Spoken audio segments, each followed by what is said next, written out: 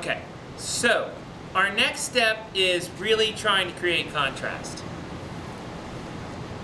In order to have this thing be popping or grab people's attention, we really need to try to make it full key. So full key has become a term in my classroom where it's a rule to live by for the kids. But I don't think that in a college classroom they necessarily use the term full key. The term full key is looking at 1/3 light, 1/3 medium, and 1/3 dark in everyone's artwork. If it's a drawing, if it's a graphite drawing, we have 1/3 lights, 1/3 mediums, 1/3 darks. It's full key. If it's a painting, it's a little more challenging to get full key. In addition to full key, we also want to have contrast and high contrast in this painting to make it pop off the surface or grab people's attention. How do you get full key with color? Well, basically, our whites are going to be white and our darks are going to be black.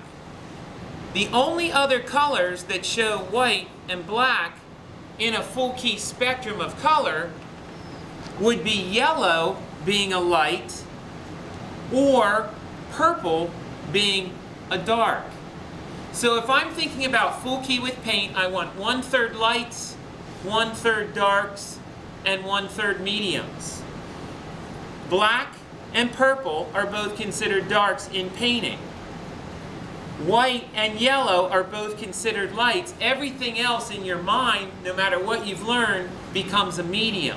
So we're still looking for that 1/3 light, 1/3 darks, and 1/3 medium.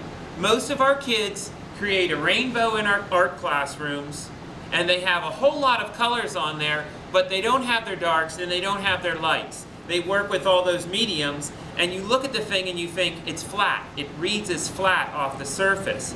If you stick with this simple idea of full key, 1/3 light, 1/3 medium, 1/3 dark, it's going to help make your painting pop. And that's going to grab attention for your painting in a portfolio.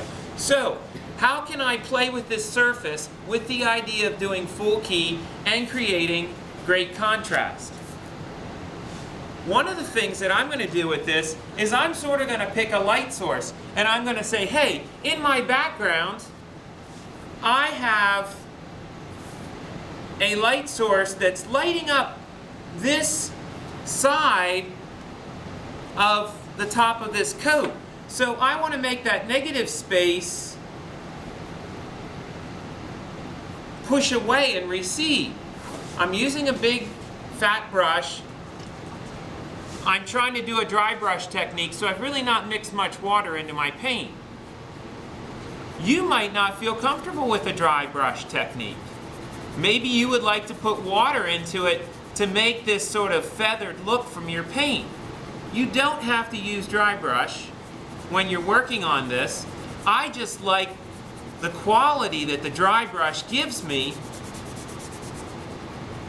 on top of this surface or subtext that I've already put down.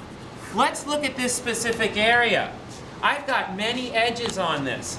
I have a real hard edge where the top of this coat or shirt meets the purple background. The purple background reads as a dark value, so it recedes away into the distance. It makes this side of the coat pop up, and I have an edge that's a soft tone edge. And when I've done that dry brush or scumbling on that soft tone edge, I have actually shown my subtext with part of the lettering, with part of the analogous color scheme showing through the thing. I'm still working with 3 layers.